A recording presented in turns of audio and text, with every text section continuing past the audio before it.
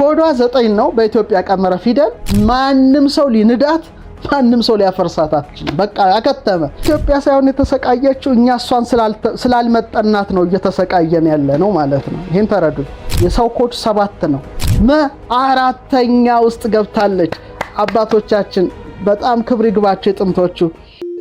ምነግራችሁ ግን እጅግ የምትደሰቱበት ነው። እስካሁን የነገርኳችሁ እጅግ ያረካችኋል፣ እጅግ ያስደስታችኋል፣ በምስጢር ያራቀቃችኋል። አምናለሁ፣ አውቃለሁ። በተለይ ደግሞ ብዙ ጥናቶች እንድታጠኑ በዚህ ላይ የተጠኑ በጣም ብዙ ጥናቶች አሉ። እንድትመረምሯቸው እንድታነቡ ጋብዛችኋለሁ። ኢትዮጵያ ስትቀመር እሷም 9 ናት። ኢትዮጵያ አንድሮሜዳ ላይ ያስፈረናታል። የሚወክለው ምንድን ነው? 40 ነው አይደለ? እንግዲህ ቁጥሩን እዛ ላይ ስላለ አሁን አልመጣበትም። 10 ነው። የ90 ይወክላል። 400 ይወክላል። የ90 ይወክላል። 40 ሲደመር 10 ሲደመር 90 ሲደመር 400 ሲደመር 90 630 ይሆናል። 630 ደምሩታ። 6 ሲደመር 3 ሲደመር 0 ምን ይሆናል? 9 ይሆናል። ኢትዮጵያ 9 ላይ ናት ማለት ነው። ይሄ ምን ያመለክታል ብትሉ ማንም ሰው ሊንዳት ማንም ሰው ሊያፈርሳት አትችልም። በቃ አከተመ። ኮዷ 9 ነው በኢትዮጵያ ቀመረ ፊደል። 9 ደግሞ ምን ያህል ፓወርፉል መሆኑን በሁሉም አንግል ውስጥ ያለ በሁሉም ቅርጽ ውስጥ ያለ የዲግሪ ልኬት መሆኑን ኢነርጂ መሆኑን አይታችሁታል። ኢትዮጵያ ቀመሯ ሄዶ 630 ሆነ። 630 ደግሞ አንድ ዲጂት ስታወርደው 9 ሆነ።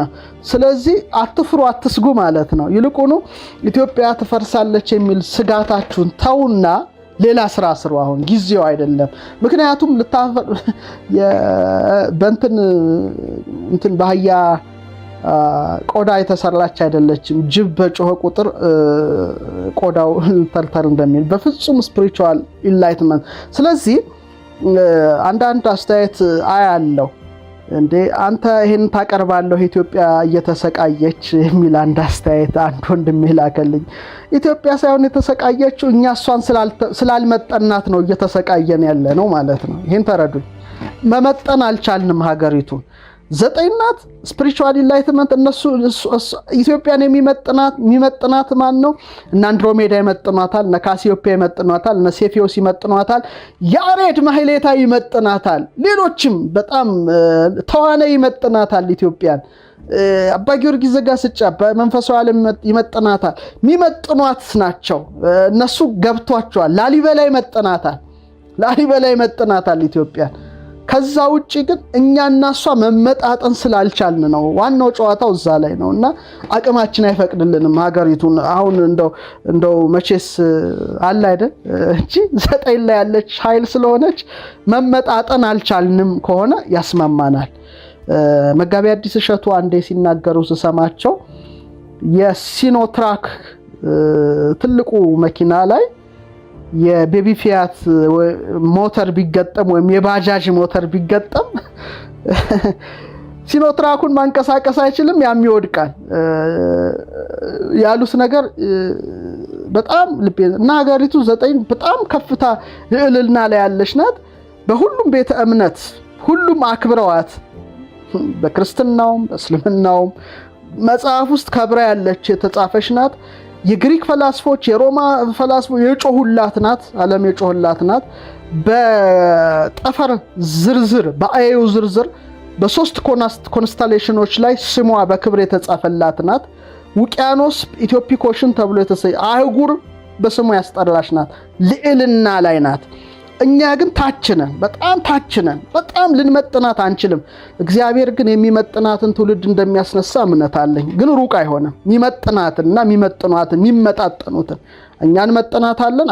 አላቅም እኔን ጨምሮ እንመጥናታለን የሚል እምነት የለኝም።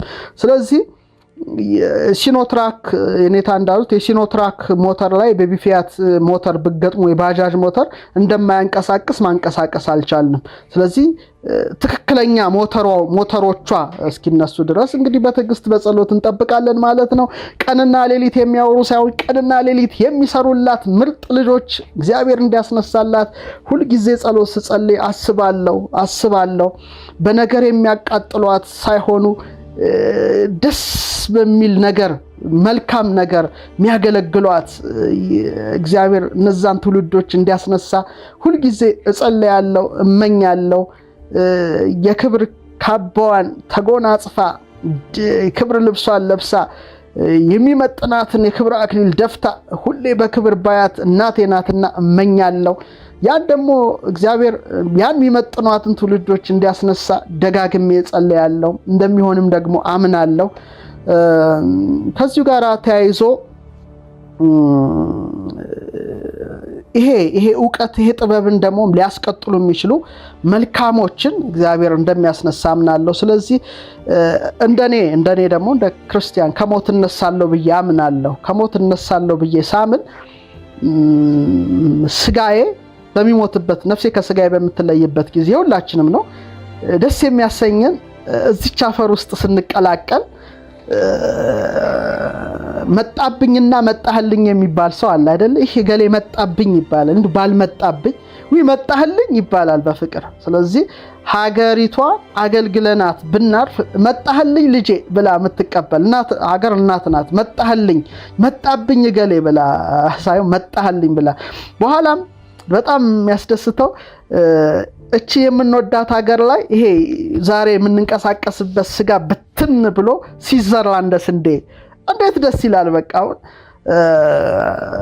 ሞቶ እዚች ሀገር ላይ ስጋዬ ብትን ብሎ አስበዋለሁ። አልፈራውም። እኔ በጣም ነው የምደሰትበትና ሀገርን እንደ እናት ስለማያት እናቴ እቅፍ ውስጥ እንደመግባት ያህል ነው ስሜት የሚሰጠኝ ማለት ነው።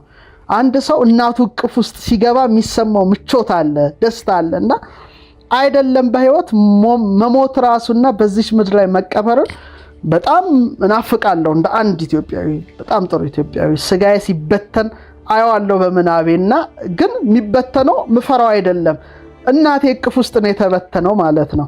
በኋላ ደግሞ ከሞት እንደምነሳ አውቃለሁም አምናለሁም። አንድ ክርስቲያን ስነሳ ደግሞ ከዚህቹ ምድር ላይ የተበተነ አፈር የሆነ ስጋዬ እንደገና ሲሰበሰብና ነፍሴ ተዋህዳው እንደገና ብድግ ብሎ በዘላለማዊነት ሲኖር አፈሯን ይዤ አፈር የሆነው ስጋዬ አፈሯ ጋር የተቀላቀለው ስጋዬ እንደገና እንደምነሳ ስለማምን ከሞት በኋላ በቀጣይም ህይወት አብራኛለሽ መሆኗን ሳስብ ደግሞ እችን ሀገር በእጅጉ ወዳታለሁ። ኢትዮጵያ 630 ቀመር አላት። 6 ሲደመር 3 ሲደመር 0 9 ናትና ሁለተኛው ወንዝ ስም ጊዮን ነው። እሱም የኢትዮጵያ ምድር ይከባልና ገነትን ከሚያጠጡ ፈለገ ጊዮን የተከበበች እዚች ሀገር መወለዴ ኩራቴ ነው፣ ድምቀቴ ነው። ይሄ የሚገባቸው ህፃናት ብቻ እንደሆኑ እረዳለሁ። ይሄ አሁን የተናገርኩት ቃል አዋቂዎች ላሉት ላይገባ ይችላል፣ በትክክልም አይረዱኝም። ግን ህፃናቶቹ በደንብ እንደሚረዱኝ እረዳለሁ። ህፃናት በደንበችን መልእክቴን እንድትይዙ ለእናንተ ብቻ ነው፣ ለአዋቂዎቹ ትቻለሁ። መልእክቴን አስተላልፌላቸዋለሁ፣ እንድትመረምሩ ፈልጋለሁ። በመጨረሻ መነግራችሁ በመጀመሪያ በኢትዮጵያው ቀመር 9 ስንል እግዚአብሔር ሰማይንና ምድርን ፈጠረ። ሰማይንና ምድርን ፈጠረ። ሰማይንና ምድርን ፈጠረ ይላል። ስንት ሰማያትን ፈጠረ? 7ቱን ሰማያት ፈጠረ። ጽርሐ አርያምን፣ መንበረ መንግስትን፣ ሰማይ ውዱድን፣ ኢየሩሳሌም ሰማያዊትን፣ ኢዮርን፣ ራማን፣ ኤረርን ፈጠረ። በጣም ያስደስት ነገር ነው። እኔ እንጃ ዛሬ ይሄንን ሳስተላልፍ በጣም በጥሩ የደስታ ስሜት ውስጥ ሆኜ መሆኔ ከፊቴ ይነበብ አላውቀውም። በጣም በጥሩ የደስታ ስሜት ውስጥ ሆኜ ነው ማቀርበውና ይሄን ደስታዬ እንደምትጋሩት እምነት አለኝ። ከማጋራት የበለጠ ደስታ የለምና ሼሪንግ ኢዝ ሃፒነስ፣ መጋራት ደስታ ነው። ክቡራን ተመልካቾቻችን በጣም ስለ ኢትዮጵያ ሳቀርብ ይሄን ቀመር ሳቀርብ ውስጤ በጣም በታላቅ ደስታ ውስጥ ነው። ይሄን ደስታ በገንዘብ ላገኘው አልችልም፣ በምናምንም ነገር ይሄ ምንም ልለው አልችልም። በጣም በጥሩ ደስታ ውስጥ ነኝ ያለሁት ማለት ነውና አሁን እንቁጠር። 1 ለ2 ሐመሯ 3 መ4 ንጉሱ ሰ 5 ረ 6 እሳቱ ሰ 7 እሳቱ ሰ 7 ሰባተኛ ላይ ሰፈረች ሰ ማለት ነው። ምክንያቱም ሰማይንና ምድርን ፈጠረ ሲባል ሰባቱን ሰማያት ፈጠረ ነው። ስለዚህ ሰባቱን ሰማያት ለመወከል የሰተራ ሰባተኛው ላይ ሰፍሯል ማለት ነው። እነ ፊደል ይቀነሱ ይሄንን መቼም ጆሮ አይሰሙትም አያውቁትም። ሰባቱን ሰማያት ተወክላለች። ሌላው ሰባቱን ዕለታት ተወክላለች። ከእሁድ እስከ ቀዳሚት ያሉትን በሰባተኛው ዕለት አረፈ አይደል የሚለው ሰባተኛ ተራ ላይና ሳምንትን ለመወከል ማለት ነው። ሰባቱን ዕለታት ለመወከል የኢትዮጵያ ሰዎች እሁድን በፀሐይ ወክለዋል። ሰኞን በወር በጨረቃ ወክለዋል። ብራናውን እስቲ ላሳያችሁ። አንድሮሜዳ ላይ አይ ቲንክ ሳልናሰፍረው እንደማንቀር ሙሉ እምነት አለኝ። ወይም ብራናውንም ሌላ ቀን ላሳያችሁ እችላለሁ። ብዙ የቁጥር መጽሐፎች አሉና ሰንስና ሰላ አይ ቲንክ እዚህ ላይ አሰፈርኩት አላሰፈርኩት አላውቅም። ሃን በእሁድን ሃ ግዕዝን በእሁድ ይመስሉታል። እሁድን ደግሞ ሲያስተያዩ ከፀሐይ ጋራ፣ ቀጥለው ደግሞ ሁ ካዕቡን በሰኞ ይወክሉታል ከጨረቃ ጋራ። ሂ ሳልስ ሶስተኛዋን በአጣርድ ይሏታል ሜርኩሪ ማለት ነው።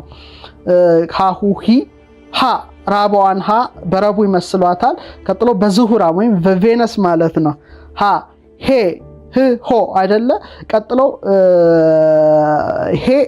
ሄ ሐሙስ በሐሙስ ይወክሉታል መሪህ ይሉታል። በማርስ ይወክሉታል ማለት ነው። ህ ሳድስ በአርብ ይወክሉታል በስድስተኛው ዕለት። እሱን ደግሞ ዘውቱ መሽተር ይሉታል።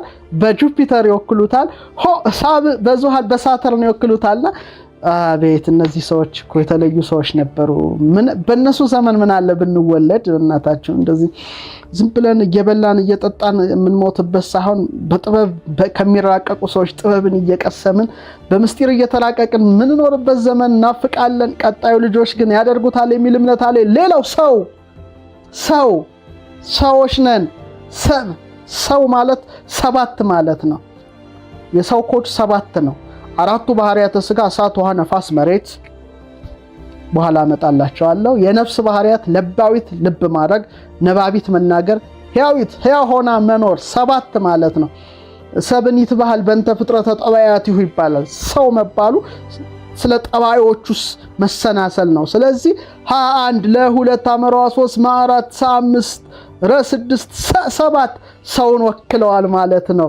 አባቶቻችን የሚገርሙ ናቸውና በመጀመሪያ እግዚአብሔር ሰማይንና 7ቱን ሰማያት ለመወከል አደረጉ። በመጨረሻ የምነግራችሁ ምድርን ፈጠረ ይላሉ። ምድርን ፈጠረ ሲሉ 4ቱን ባህሪያተ ሥጋ ማለት ነው። 4ቱን ባህሪያተ ሥጋ እሳትን፣ ውሃን፣ ነፋስን፣ መሬትን ይዛለች ምድራችን አይደል? በስነ ፍጥረቱ ትምህርት ምን አለ? በርባሮስ አለ። እዛ እሳት አለ። እሳቱ ውሃውን ያነሳሰዋል። ነፋሱ እሳቱን ያነሳሰዋል። እሳቱ ውሃውን ያፈለዋል። ውሃው መሬቱን ይዞት ይወጣል። በቃ 4ቱ ባህሪያተ ሥጋ ክላሲካል ኤሌመንትስ ናቸው። እነዚህ በሁሉም ውስጥ አሉ። ግሪክ ብትሄድ ታገኘዋለህ። ፍልስፍና ባቢሎን ብትሄድ ታገኘዋለህ። ኢንዲያ ብትሄድ፣ ቻይና ብትሄድ ታገኘዋለህ። ቲቤት ብትሄድ ታገኘዋለህ። ኢትዮጵያውያን ደግሞ 4ቱን ባህሪያት ተራቀውበታል። አይገልጸውም። ክላሲካል ኤሌመንትስ በእነዚህ ጥሩ የሚያስረዳ አንድ መጽሐፍ ብራና ባሳያችሁ ደስ ይለኛል። ይሄን ማሳየት ፈልጋለሁ። በተለይ በክላሲካል ኤሌመንትስ ላይ የተራቀቁበት ነው። እስቲ ምናልባት አላቅም ይታያችሁ ከሆነ እኔ እንጃ፣ ግን እስቲ ለማሳየት ሞክራለሁ። በተለይ እሳት፣ ውሃ፣ ነፋስ፣ መሬት እነዚህ ሁሉ እንዴት እንደተሰናሰኑ እዚች ምድር ላይ ሁሉም ነገር ደግሞ ከመላእክትና ከነፍስ በቀር 4ቱ ነገሮች የሌሉት የሉም። በጣም የሚገርማችሁ ነገር ይሄ ነው። ሁሉም ነገር ይሄ ነው። ሁሉም ተራቋልና ምናልባት አላቅም ይታያችሁ ከሆነ ስክሪኑ ላይ ለማሳየት ሞክራለሁ። በተለይ ስለ 4ቱ ባህሪያተ ሥጋ ይታያችሁ ይመስለኛል። በጣም ሰፊ ነገር ነው ያለው። ለማንኛውም ዝርዝር ውስጥ ካልገባም እዛ ውስጥ ግን ምድር ማለት ነው። ምድርን ፈጠረ አሉ። ምድርን ፈጠረ 7ቱን ሰማያት ስለፈጠረ የሰም ቦታ 7 አደረጉና ምድርን ፈጠረ ሲሉ ደግሞ አራቱን ባህሪያተ ስጋ ነው። አራቱን ክላሲካሊ ነባር ንጥረ ነገሮችን የያዘች ስለሆነች ሀ1 ለ2 ሐመረሃ 3 4ኛ ውስጥ ገብታለች። አባቶቻችን በጣም ክብር ይግባቸው፣ የጥንቶቹ ክብር ይግባቸው ብዬ አስባለሁ። እነሱን እንኳን ልናማ ቀርቶ ክብራቸውን እንኳን ጠንጥቀን መግለጽ አንችልም። ቀጣዩ ትውልድ በስማቸው ቤተ መጻሕፍት ይከፍትላቸዋል። ቀጣዩ ትውልድ በስማቸው አደባባይ ይሰይምላቸዋል። ቀጣዩ ትውልድ በስማቸው የምርምር ጣቢያን ያቋቁምላቸዋል። ቀጣዩ ትውልድ በተለይ ሕፃናት የእናንተ ተራ ነው የሚቀጥለው ዘመን። ይሄ እንደምታደርጉት ደግሞ ሙሉ እምነት አለኝ። እንግዲህ ክቡራን ተመልካቾቻችን በዛሬው መርሃ ግብራችን ላይ እንግዲህ የመጀመሪያውን ላይ የዕብራይስጡን አነሳን። በተለይ በረሺት bara ኤሎሂም ሐሻማይም ve'et haaretz የሚለውን አነሳን። ያ ደግሞ 999888777 መምጣቱን አነሳን። የኢትዮጵያውን አነሳን። ፈተሽ ነው፣ ተራቀቅንበት፣ መረመር ነው፣ እዚህ ደርሰናል። በጣም ወዳቸዋለሁ፣ በጣም አመሰግናቸዋለሁ። ሰላም ሁኑ።